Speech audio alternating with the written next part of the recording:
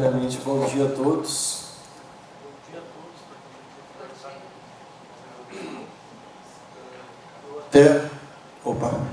Eu até pedi um microfone sem fio para que eu possa circular, porque eu já percebi antes que o pessoal, ao entrar, já foi vendo que eu trouxe várias parafernálias. Até eu queria agradecer a colega que foi correr atrás de uma banana e uma maçã para mim, que eu esqueci de trazer, que depois vocês vão entender para quê. Bom, eu vou falar aqui então sobre... nós fazíamos parte de um dos núcleos, né, que foram apresentados aqui no VIC. Eu sou, então, o Rodrigo Carnelli, eu sou estudante de licenciatura em Física lá no Instituto, e hoje concursado, então, passei no concurso há pouco tempo. Já sou bolsista desse projeto há mais de 6 anos, e aí só que, então, entre o trabalho e a bolsa, acabava frequentando uma vez por semana, meio turno, e agora estou no turno integral. Bom, aqui eu só vou dar uma passadinha rápida para mostrar para vocês sobre o que a gente tem lá no nosso núcleo. Então, ele é composto por vários setores. Então, a diretoria, então, os professores orientadores que coordenam todo o espetáculo, e depois, dentro de cada um setor, existe um professor orientador ali dentro. Então, o setor pedagógico, que trabalhou também diretamente no projeto MacDaisy, pesquisando e inovando práticas pedagógicas e testando-as para ver se realmente são viáveis. Suporte ao aluno dos campos, então os alunos inclusos, eles têm um suporte não só para ele, mas sim também para o professor, que vem buscar isso, porque isso também é uma coisa bem... Eu me revolto muito com isso, porque nós temos o campus lá, que é referência nacional de acessibilidade, e os próprios professores de lá não conhecem o nosso trabalho. E aí, então, eles acabam excluindo o aluno, ou trabalhando, vamos dizer, que nem diz lá no sul, em cima das coxas, né? Para empurrar o aluno para frente, sabendo que a gente está lá para ajudar. Desenvolvimento de sistemas, que trabalha... Agora eles estão desenvolvendo jogos para deficientes visuais. Eles já desenvolveram a fase inicial de um game também, que muito em breve já vai estar disponível no nosso site modelo. Toda a parte web, checklist, trabalharam diretamente no projeto do EMAG, editando as diretrizes para desenvolver um site acessível. Como é que você deve fazer para desenvolver um site acessível, para deixar esse site acessível, né? A parte de secretaria, porque nós somos em 54 pessoas, entre bolsistas e professores. Então a secretaria cuida de toda a parte de documentação, RH, as viagens que a gente faz. A parte de testes, que analisa, faz toda a parte de testes dos softwares que são desenvolvidos lá e posteriormente comprados também, de que se o software, então essa equipe aqui vai fazer todos os testes e montar um manual dizendo quais são os pontos fracos dele, o que tem que ser melhorado, o que pode ser feito ou não. A parte de documentos, os manuais que a gente confecciona depois da produção de qualquer artefato ou prática pedagógica, por exemplo, passam pelos deficientes visuais para eles analisarem a acessibilidade daquele manual, ver se as imagens estão bem descritas, está tudo de acordo para a gente poder publicar. E os checklists também. Depois do website desenvolvido, passa para esse setor de testes, né? E aí esse setor de testes vai fazer toda a análise do site para ver se realmente todas as partes dele estão acessíveis. Depois, no final, eu vou deixar o link do nosso site modelo, para quem quiser dar uma olhadinha, e a parte de desenvolvimento de TA, a qual eu faço parte. Que aí, então, nessa parte de desenvolvimento de TA, nós desenvolvemos alguma coisa em hardware e artefatos eletrônicos. Bom, aqui eu acho que eu vou passar bem ligeiro isso aqui, porque isso aqui acho que já desde o início da manhã já foi mais do que apresentado sobre o que é acessibilidade, e eu acho que todo mundo já deu para entender que, na verdade, a acessibilidade é por poder possibilitar que aquela pessoa chegue ou usufrua daquele tipo de serviço, né? Mas então, o que vem a ser a tecnologia assistiva? A tecnologia assistiva é o que vai proporcionar para que aquela pessoa possa utilizar aquilo, né? Então, aqui eu coloquei 2 definições da Lei 10.098, parágrafo 6, né, que define ajudas técnicas como qualquer elemento, eu acho que é mais resumido, qualquer elemento que facilite a autonomia pessoal ou possibilite o acesso ao uso meio físico, né, ele diz aí, mas isso se abrange para qualquer área. E aqui, então, através do CBTA, que é o Comitê Brasileiro de Tecnologia Assistiva, que através da ata do dia 14 de dezembro de 2007, que definiu, de fato, com todas as letras, o que vem a ser tecnologia assistiva. Eu sempre resumo como sendo tecnologia assistiva tudo e qualquer coisa que eu possa fazer para promover a acessibilidade naquilo. Seja um software, seja uma rampa de acesso, como foi falado hoje de manhã, qualquer coisa que eu possa fazer para facilitar. Todos nós dependemos de alguma coisa. Todos nós. A gente depende, quem tem portão eletrônico em casa, quem mora em prédio, depende de chegar em casa e ter luz. Senão o portão não abre. Então a gente depende de ter aquilo ali. Então não é só deficiente, não, depende de alguma coisa. Aqui eu vou falar rapidinho sobre alguns brinquedos adaptados. Esses brinquedos aqui são sucata que a gente recicla. Nós temos uma parceria com a Pai de Carlos Barbosa, lá que é uma cidade vizinha, que eles ganham muitos brinquedos quebrados das lojas lá. E aí eles dão para a criançada brincar. E aí a gente fez uma parceria com eles para eles passarem o conhecimento deles para nós.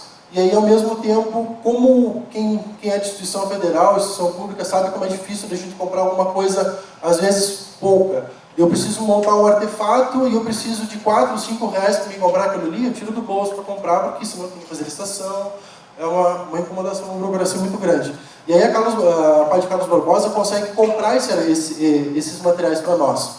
A gente monta o protótipo, entrega para eles fazerem os testes, ver o que precisa ser modificado nesse artefato, e aí posteriormente então, a gente monta um manual de como desenvolver ele. Então elas nos deram esses brinquedos ali, esses brinquedos aqui. Esse da esquerda aqui era um carrinho de controle remoto. Para mim explicar para vocês aqui, para os deficientes visuais o que é, eu tenho 2 lâminas ali. Uma é uma caminhonete de polícia, unida a um ursinho por meio de um fio. O outro é um cavalinho de pelúcia, unida por outro ursinho, em outro ursinho por meio de um fio. E na imagem da direita tem uma caminhonete de controle remoto, com o controle remoto do lado. Então na imagem da esquerda, essa caminhonete de polícia, como eu falei, era um carrinho de controle remoto, e não funcionava mais. O que a gente fez? Colocou dentro do ursinho uma chavezinha micro switch, liga e desliga, como uma campainha. Apertou, liga, soltou, desliga. E aí botamos dentro do ursinho. Então o deficiente aperta, o ursinho, o carrinho anda. Soltou, ele para. Então, além de ter um efeito fisioterápico, né, fica mais fácil para a criança também, as crianças que têm dificuldade de aprendizado, assimilar aquela ação que ela está tendo com a reação do brinquedo. Então toda vez que eu apertar ele vai fazer alguma coisa. Então fica mais fácil para assimilar. O cavalinho, sim, foi uma briga. As profs contaram para nós. Porque lá eles têm 2 grupos. Um grupo de adulto de mulheres e um grupo de adulto de homens. Os homens, eles montam embalagens para Tramontina. Tramontina todo mundo conhece, né? E aí elas levaram esse cavalinho para lá e os marmanjos barbados brigavam para brincar com esse cavalinho. Porque o que ele faz? A única coisa, ele tinha um controle com 3 opções no controle. Cada uma das opções ele fazia alguma coisa, relinchava, levantava a perna, fazia alguma coisa. E a gente colocou isso tudo num botão só ali dentro, R$1 e pouco. E aí cada vez que eles apertavam o ursinho, o cavalinho relinchava, fazia alguma coisa. Então foi uma briga para eles lá. E aquele carro de controle remoto ali da direita, o que a gente fez? A gente consertou ele, que ele estava com problema, e aí no controle, que a imagem ficou meio escura. Mas lá no cantinho, ele tem uns conectores como esse aqui, ó. É um conectorzinho parecido com uma entrada de fone de ouvido. Onde que a gente adapta nesse carrinho ali 4 acionadores para movimentar o carrinho. Esse carrinho foi feito para o Júnior, um conhecido nosso, ele tem 9 anos, ele é um paralisado cerebral, e ele tem muita dificuldade motora nas mãos. A coordenação boa que ele tem é com a perna direita.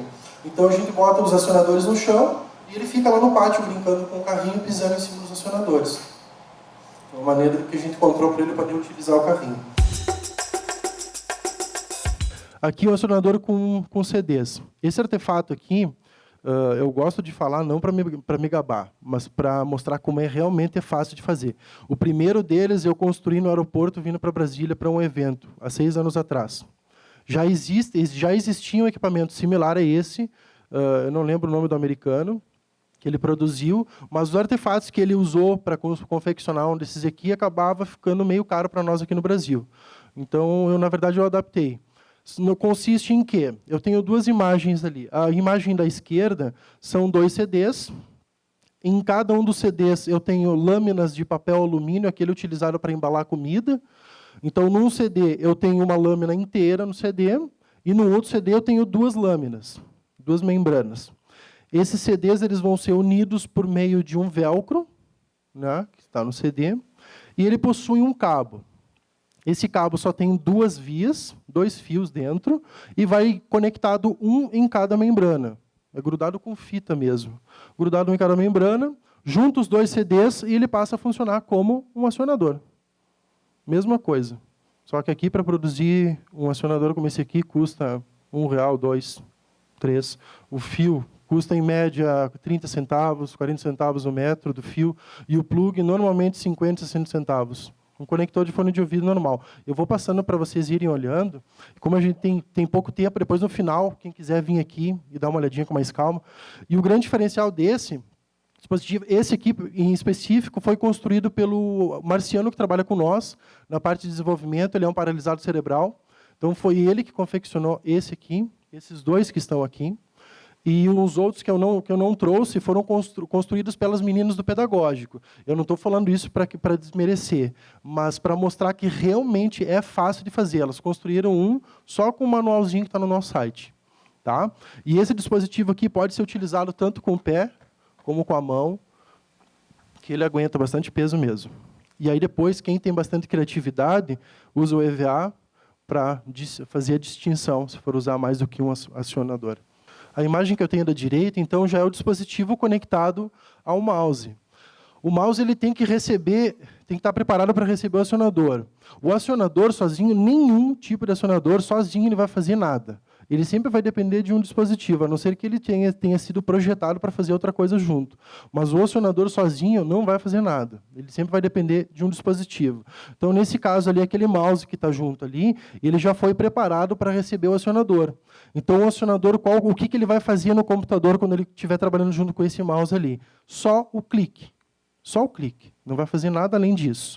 Quando eu apertar os dois CDs, ele vai fazer o mesmo papel que uma campainha. Apertei, ligou, soltou, desligou. Então, ele vai executar a função do clique. Só isso. Aqui o acionador com bola. Também foi feito para o Júnior. Esse artefato aqui, então, custou R$2 ou R$3 para a gente produzir. É só uma chave de micro switch que fica dentro da bola. E, por meio da força gravitacional, quando chuta a bola, quando ela voltar para a Terra, ela aciona o clique. Então, junto com o mouse, como está ligado na imagem da direita ali, ele vai executar a função do clique. Para isso, o nosso colega fez um joguinho em flash em 5, 10 minutinhos. Então, aqui eu tenho uma imagem só de como é que é o jogo, o joguinho. Então, na imagem da esquerda eu tenho a imagem inicial, quando abre o jogo, e da direita eu tenho dois botões ali, do Grêmio e do Inter. Então, o goleiro do Inter, ele fica andando de uma ponta a outra do gol. E aí, quando tu dá o clique, ele vai chutar a bola em direção ao gol. E aí vai depender de bater no goleiro ou não, ou passar até o gol. Ele ficava horas jogando isso. Horas, horas, horas, horas e horas. Acionador com bolinha. Então aqui foi só adaptado uma chave micro switch dentro da bolinha, que vai executar o clique. Então tem a mesma função que um acionador tradicional, qualquer outro acionador. Isso aqui custou também R$2 ou R$3 para produzir.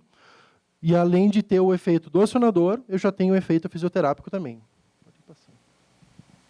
O acionador com cordão. Eu já vou passar esse aqui, vou mostrar esse aqui, que é o mesmo, só que com uma ponteira a mais aqui.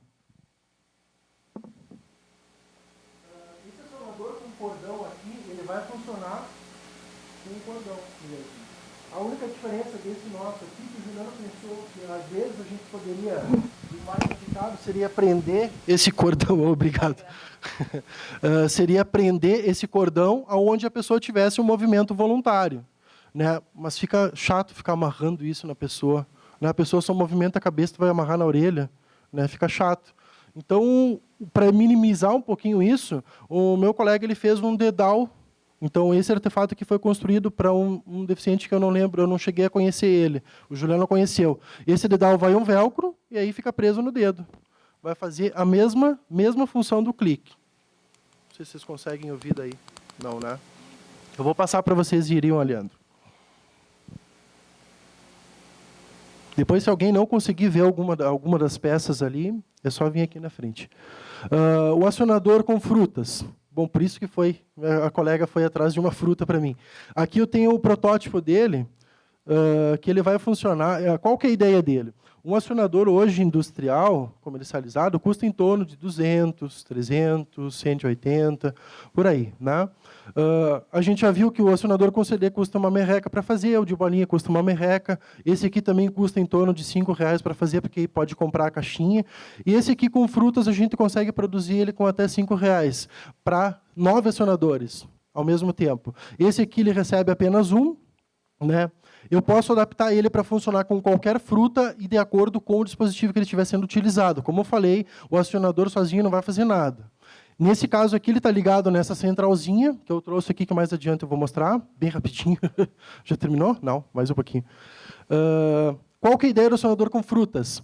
É tu montar uma atividade pedagógica com o uso do computador, botar ali uma maçã, uma banana, uma laranja, uma lima, um limão em cima da mesa, e aí o aluno, então, para desenvolver essa atividade no computador, ele vai ter que ir pressionando nos acionadores, conforme o dispositivo. Esse nosso dispositivo ele aceita, até 8 acionadores. Então, torna mais fácil a atividade dele assimilar o que ele está fazendo, a ação dele que ele está tendo com a reação no computador. Então, se eu pressionar, se eu encostar no limão, vai fazer tal coisa. Se eu encostar na banana, vai fazer tal coisa. Se eu encostar na laranja, vai fazer tal coisa. Até que ele tenha esse discernimento de entender o que ele está fazendo com a relação no computador. Depois que foi feito, que ele passou a compreender isso, deu. Pode eliminar isso aí e botar um acionador normal. Né? E a outra vantagem de utilizar esse artefato é que o adolescente ou a criança pode comer o dispositivo depois, né? Torna mais atrativo ainda. Então, esse aqui, no momento que eu encosto na... no momento que eu encosto na fruta, eu calibro ela aqui através do botão. No momento que eu encosto na fruta, ele vai executar a função no clique. Eu vou passando aqui, depois eu mostro no outro dispositivo. O mouse de botão, que é esse aqui, foi feito também inteiramente com sucata. Eu vou passar para vocês olharem.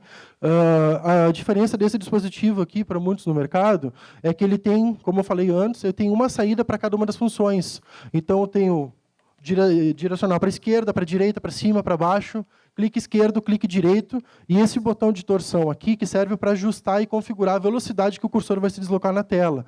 Quando são várias pessoas que utilizam o computador, para a pessoa que está intermediando isso, não tem que ir lá na painel de controle, mudar as configurações, porque um tem mais destreza, o outro tem menos, ele já ajusta no próprio dispositivo.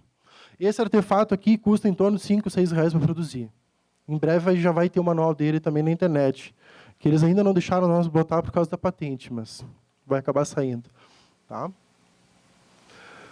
Então, eu tenho essa imagem aqui. Para os deficientes visuais, eu vou correr ali, eu vou dar uma acelerada, não vou descrever as imagens, porque elas já estão descritas. Depois é só pegar a apresentação e dar uma olhadinha com mais calma com o leitor de tela. O mouse de botão versão 2, esse aqui já utiliza, então, microcontrolador. Esse aqui custa um pouquinho mais caro, mas ele já vai dispor de mais recursos. Além das opções de eu poder utilizar um acionador para cada uma das funções, ele já recebeu a função do screw. Em vez de eu rolar o screw do mouse tradicional, eu já tenho o screw aqui através da segunda função. Então, eu ajusto a velocidade nos próprios botões de direcionais para a esquerda e para a direita, e para cima e para baixo eu utilizo ele como screw, direcional e tudo mais. A versão 3, que deveria ser nessa aqui mesmo, a ideia é já que a gente pudesse introduzir, além dos acionadores, eletrodos, porque aonde a pessoa tiver um movimento voluntário dela, mas ela não tiver força suficiente para utilizar qualquer tipo de acionador, a gente pode estar colocando um eletrodo e fazer com que ela movimente o cursor na tela. Foi? Então, tá. Bom, essa apresentação aqui vai estar ali, teria mais alguns slides para passar. E aí, quem quiser, depois para os deficientes visuais eu reforço, tem a descrição em cada uma das imagens. Tá? Pode passar o leitor de telas ali que vai funcionar. Enquanto isso, obrigado a todos. Depois, no final, quem quiser dar uma olhadinha com mais calma. Obrigado. Bom, então agora a gente vai abrir para as perguntas da plateia. E eu queria pedir para quem for fazer a pergunta para se colocar em pé e falar também para a plateia, porque a gente quer gravar a pessoa que está fazendo a pergunta também, tá bom? Bom dia. Bom dia. Eu sou Dalva, Belém do Pará, trabalho no APAI. E, assim, eu gostaria de saber do Vitor, né, que falou sobre esses instrumentais, inclusive prótese e órtese. A gente sabe das garantias de direitos em lei, né, na teoria, mas a prática a gente vê que está sendo muito negligenciado. Então, assim, na APAI que eu trabalho, a gente vê tem muita necessidade dessa questão das próteses e órteses, mas eu vejo que a prática está sendo negligenciada. Então, de que forma a gente poderia ter um acesso assim, mais rápido? Obrigada. Bom dia a todos, meu nome é Januário e eu sou deficiente visual e a gente trabalha com xadrez para deficientes visuais. E nessa última apresentação eu vi que ele faz muitas adaptações. Uma grande dificuldade que a gente vê hoje é o xadrez, ele utiliza um relógio falante com controle de tempo também falando em resposta. Existe algum estudo ou existe a possibilidade de a gente conseguir isso no Brasil, fazer alguma coisa nesse sentido? Excelente.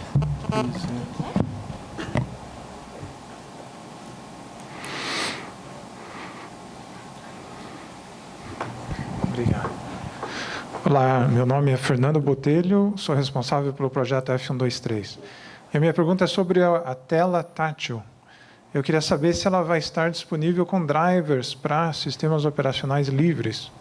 Tem muita inovação que sai por aí que é totalmente dependente em software proprietário, que eu acho que não seria bem o ideal em uma instituição apoiada pelo governo. Obrigado. Mais alguma pergunta? Podemos ir... Eu perguntei se vale. Eu sou Natália, sou consultora também do projeto da Federal. Vocês três falaram de diferentes lugares, né? Acho que a Martinha fala do lugar de quem está no Ministério, o Vitor também fala de um lugar mais macro, o Rodrigo fala de um lugar mais micro e de diferentes tipos de investimento. Queria que a gente lembrasse, né? A gente está aqui no Ministério das Comunicações, queria que vocês oferecessem dicas com relação a investimento em políticas públicas do lugar onde vocês estão. Enfim, eu sei que isso é a coisa da última mesa, mas como vocês falaram de lugares tão diferentes, acho que vocês devem ter dicas a oferecer para cá. Ok. Bom, então, teremos 10 minutos para as respostas, tá bom? E a gente vai se regulando nesse tempo, tá bom? Essa pergunta que o colega fez sobre o xadrez, eu não entrei ainda nessa pesquisa, mas o colega vai dar uma explanada. Mas eu acredito que não tem o que não dê para fazer, né? Steve Jobs conseguiu fazer tanta coisa com o iPhone, né? Por que a gente não vai conseguir fazer, né? Então, passamos para o Vitor, então? Pode ser Martinha. Bom, então, para deixar o Vitor para fechar a nossa mesa, queria agradecer, Natália, pelo encaminhamento bastante, acho que conveniente, né? E, do ponto de vista do Ministério da Educação, uma dica, né, que eu queria deixar aqui para todos nós, né, que estamos em algum dos estágios de uma gestão pública, né, e também para quem está na universidade, na escola, na sociedade civil, somos usuários, somos todos interessados e interessadas de alguma forma. Então, eu penso que seria muito interessante que nós pudéssemos planejar políticas públicas, né, de fomento ao desenvolvimento do software, do hardware livres, né, de acordo com a demanda. Penso que o Brasil caminhou muito nessa direção, né, na disponibilização de conhecimento, na construção coletiva e colaborativa de novas soluções, mas ainda a gente percebe, isso eu falo do ponto de vista da educação, do uso na escola, que muitas vezes o desenvolvimento do software, do hardware livres, deixam a desejar nos requisitos de acessibilidade, né? E são incipientes ainda, o que leva a gente, muitas vezes, na gestão pública, a ter que justificar muito juridicamente a necessidade de comprar uma solução proprietária, Fernando. Às vezes a gente tem que fazer, do ponto de vista jurídico, todo um arrazoado para dizer, olha, tem isso atende até aqui, para avançar um pouco mais, no momento a gente tem que comprar. Só que a gente também não pode se acomodar nessa realidade, mas nós temos que agir nas diferentes frentes. Então, para resolver o imediato, pode ser que agora tenhamos que adquirir. Mas nós temos que pensar no médio e no longo prazo, como falou muito bem, Vitor, acho que isso é perfeito. Nós temos que ter um planejamento a longo prazo, que é para investir em desenvolvimento de soluções, né, que são perenes e que delas advirão outras tantas. Né? É a derivação do conhecimento. Agora, nós temos que pensar o que é prioridade e qual é a demanda. Nós tivemos no MEC uma experiência muito interessante, né, com o MEC Daisy e com o Braille Fácil, aliás, o portátil Braille, né, porque a gente tinha uma questão objetiva. Os editais do Programa Nacional do Livro e da Biblioteca Escolar não podiam prever requisito de acessibilidade. Ora, mas que paradoxo! Se a legislação brasileira garante acessibilidade, a gente prevê no edital e o mercado editorial derruba nos tribunais. Por que que derrubava? 2003, 2004, 2005, 2006. Derrubou. Porque dizia que abrir para as interfaces de acessibilidade era botar em risco os direitos autorais. Aí a gente tinha uma legislação que falava, não constitui ofensa aos direitos autorais a produção do material em diversos formatos de acessibilidade. Não valeu nos tribunais, não valeu. Então, nós tínhamos que ter uma solução para essa situação esdrúxula. Né? Como pode a justiça não reconhecer o que está na lei? Mas não é o tribunal o operador do direito? Mas o que é isso? Mas acontece. Né? E sabe lá por quê. Bom, então fizemos uma encomenda para a Universidade Federal do Rio de Janeiro para desenvolver um sistema, né, que garantisse acessibilidade, que, ao mesmo tempo, protegesse esses direitos autorais. Altamente discutível. Todos nós sabemos que DRM é feito para ser quebrado. E que, do ponto de vista da TI, tudo é vulnerável. Uns menos, outros mais. Então, a questão residia aí, que fosse um pouco menos vulnerável. E aí, então, nós acompanhamos, e é essa a dica, Natália. Então, nós definimos conjuntamente o conceito do produto. Esse conceito foi definido em contato e interlocução direto com as escolas, com os estudantes, com os professores do atendimento educacional especializado. Por quê? Porque teria que atender aquela necessidade. E, é claro, atualizar de acordo com a retroalimentação que vem também do usuário. Aí, depois, o portátil Braille é a mesma coisa. A gente queria um equipamento que integrasse os diferentes requisitos e soluções de acessibilidade existentes. Então, a linha Braille, o áudio, a digitalização, etc.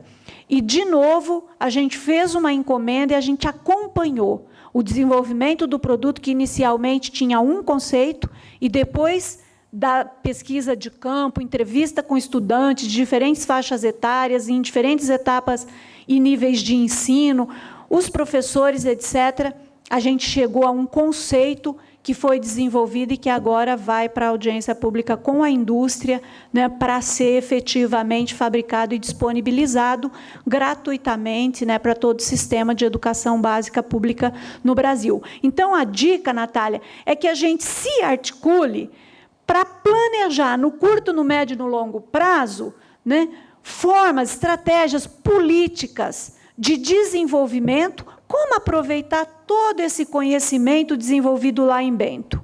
Nós temos, com o Instituto Federal de Bento Gonçalves, uma parceria para a formação docente. Então, nós inserimos na matriz orçamentária do Instituto, todos os anos, um recurso financeiro para aquela equipe coordenada pela professora Andréia, né, fazer a formação e disseminar para os professores esse tipo de conhecimento, de como elaborar recursos, da forma como o Rodrigo brevemente apresentou, né, cujos materiais estão muito próximos da gente e que basta ter, de fato, uma orientação e identificar a especificidade do usuário e, ali, então, fazer o que a gente chama de elaborar um recurso de acessibilidade pedagógica. Né? Então, essa é uma ação. Agora, temos que ter outras ações que vão pensar numa política maior, atendendo às demandas específicas, urgentes e aquelas de base. É isso. Obrigada.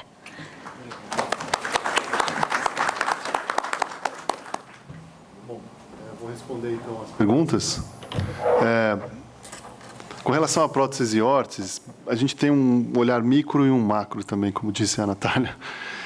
O CTI, o micro é o seguinte, o CTI tem uma atividade que é a parte de prototipagem rápida, é um colega nosso, Jorge Silva, e eles têm um atendimento muito interessante na área de saúde e agora olhando mais claramente para a tecnologia assistiva e a possibilidade, por exemplo, de trabalhar com cotos e adaptadores para cotos e coisas desse gênero. Então, a gente tem esse projeto lá como pesquisadores, né, como temos sistemas para poder obter a dimensão do coto e fazer um dispositivo de adaptação específico para aquele membro, né?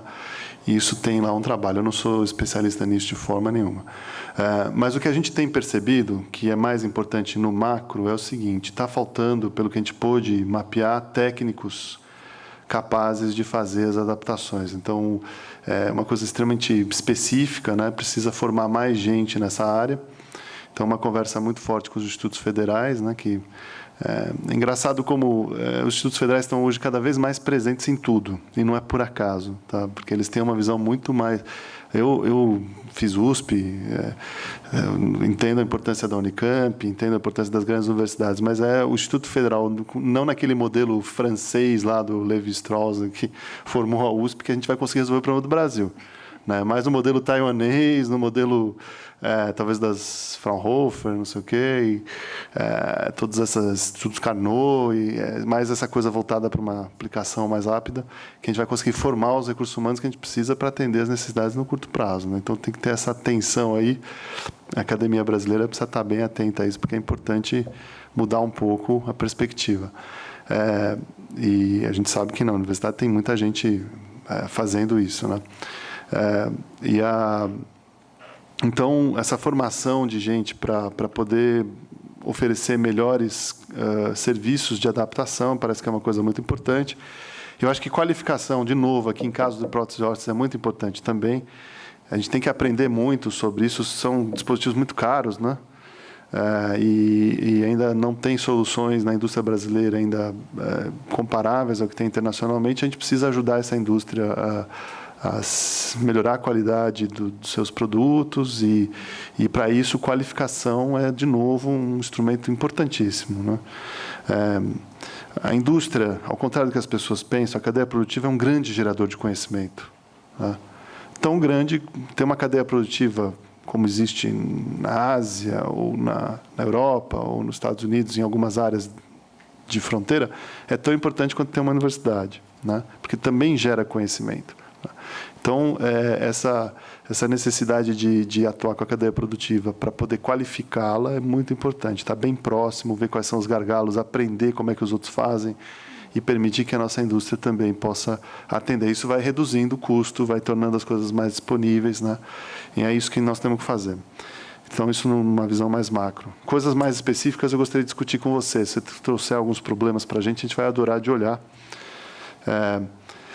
Xadrez, relógio falante. Então, o Antônio José acabou de me dar uma bronca. Vitor, você não pode ficar olhando muito nos detalhes. A gente precisa cuidar mais dos núcleos de uma forma mais ampla, né? Mas eu adoro os detalhes também. O xadrez, eu penso o seguinte, se eu entendi bem, né? É a questão de juntar um leitor, um dispositivo de fala sintética, como, por exemplo, o texto fala lá do CPQD, que acho que hoje é o sistema mais avançado que existe no Brasil em língua portuguesa, né? De qualidade de voz, e juntar com um relógio. O problema é o seguinte, lá no CTI a gente não tem ninguém de braço cruzado esperando o projeto. Tá todo mundo, porque o CTI é um escritório de projetos, né? Então está toda a equipe mobilizada em torno de algum projeto. Um projeto novo, se a gente for pegar, por exemplo, tem que arrumar financiamento para poder ter gente. Então precisa encontrar financiamento para poder desenvolver isso. Você levantou a mão? Só para esclarecer, esse relógio ele já é produzido, inclusive na Espanha, tá. Só que ele chega no Brasil com um custo muito alto e um produto muito frágil. De 15 que nós compramos agora, nós estamos devolvendo 6 e talvez outros para reparo, assim, em questão de meses. Então, Então, talvez com um produto desse na mão, essa é a minha dúvida, se com o produto que a gente já tem, vocês conseguem fazer uma adaptação, ou uma réplica, alguma coisa. Eu não sei como funciona isso com relação à indústria, direito autoral, essas coisas. Olha, a gente pode olhar o problema, se entrar em contato com a gente põe lá a equipe, pelo menos para dar uma olhadinha e pensar o que fazer, né? Mas tem algumas ideias, assim, só rapidamente do que você falou, que já surgiram aqui, depois a gente pode discutir em detalhes, tá bom? Bom, tela tátil, software livre, né? CTI tem 2 projetos de tela tátil. Um mais simples, que é baseado numa patente que a gente conseguiu, inclusive nos Estados Unidos, que é uma lousa digital ou uma tela que a gente chama de carteira digital. É um dispositivo que você pode incluir em qualquer computador, que tem uma caneta que você serve de apontador. E essa caneta tem um feedback táctil muito simples. É basicamente vibração, que não é todo mundo que gosta, né, de vibração. Mas, com isso, você pode, inclusive, criar mapas mentais do que está na tela, né, e coisa e tal. Ainda não tem um estudo detalhado de usabilidade. A gente está agora com o projeto FINEP para fazer estudo detalhado de usabilidade. Tá?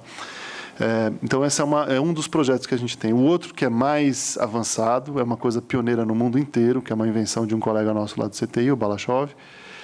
É baseado numa tecnologia que chama Surface Acoustic Wave, que é basicamente, descrevendo para você rapidamente, e ainda está numa fase, como eu falei, essas tecnologias levam tempo para chegar Então, não quero criar aqui uma falsa expectativa, né, com relação a essa tecnologia, mas imagina uma tela de um determinado smartphone, sei lá, um iPhone, que é totalmente lisa, né, e eu consigo gerar nessa tela uma coisa que você não sente como vibração. É uma vibração, mas você não sente como vibração, você sente como relevo em qualquer ponto da tela. Então, eu consigo criar umas texturas na superfície da tela que o nosso objetivo é chegar, inclusive, à possibilidade de mostrar braille nessa tela, né?